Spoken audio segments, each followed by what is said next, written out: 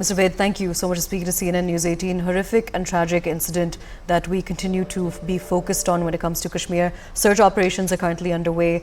In terms of recent inputs, we've learned that 2 terrorists have currently been encircled by forces. Can you tell us about your perspective on what's taking place?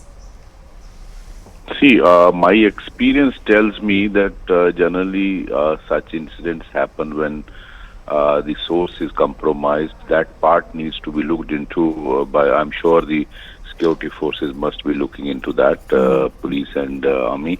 The other possibility is that terrorists who were hiding in a hideout got a tip-off about the movement of the army and the J&K police. That's why, and they have been ambushed. So either of these two possibilities look. That's what I could presume, but very, very tragic and very unfortunate. My Shraddhanjali to all 3 martyrs, and also those who, I think in Rajouri we lost 1 army Jawan and a brave dog.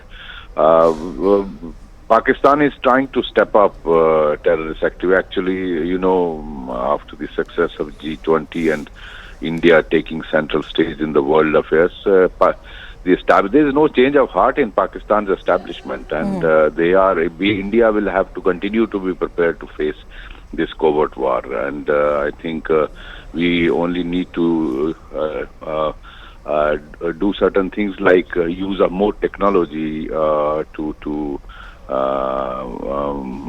monitor these areas before troops movement.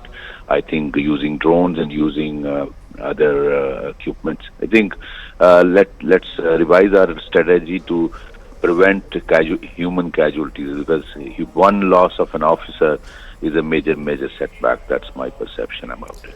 Absolutely. Mr. Ved, I do want to ask you another question. Now, based on inputs that we've received, when it comes to those terrorists who are currently encircled when it comes to the operation that's underway, one of them has reportedly been identified as Uzair Khan. Now, he is reportedly 28 years old.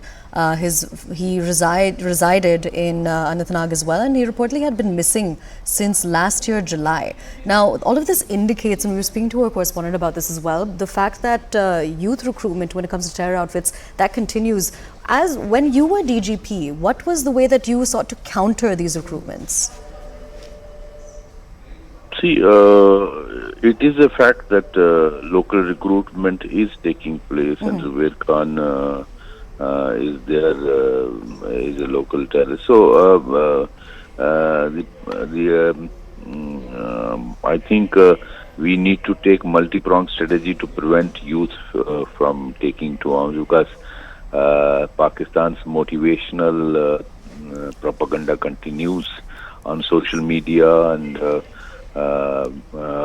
madrasas continue to function, though there's a lot of attack on the ecosystem of terrorism, which was actually irrigating the terrorism in Kashmir Valley. Many of the terrorist sympathizers sitting in the government have been removed. Many other steps have been taken. The Hurriyat, which was motivating these young boys to take up to do the stone pelting and join the terrorist ranks, has been neutralized.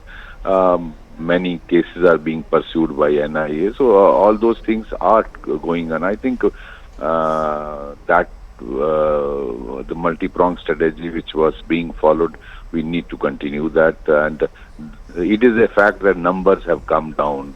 The number of young boys joining terrorist ranks have come down. There is no denying of the fact. But we have to be prepared for this war, because Pakistan will continue, because this very survival of establishment in Pakistan depends on Kashmir, how hot is Kashmir. So they will continue doing this.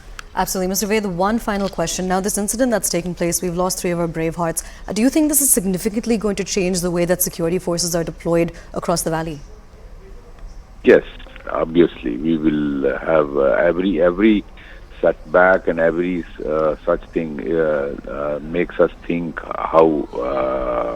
we can change our tactics. And I'm sure the local commanders of the army, the J&K police and paramilitary will be thinking about this strategy. Absolutely. Mr. Ved, thank you so much for speaking to us here at CNN News 18 and for giving us your perspective and inputs about this horrific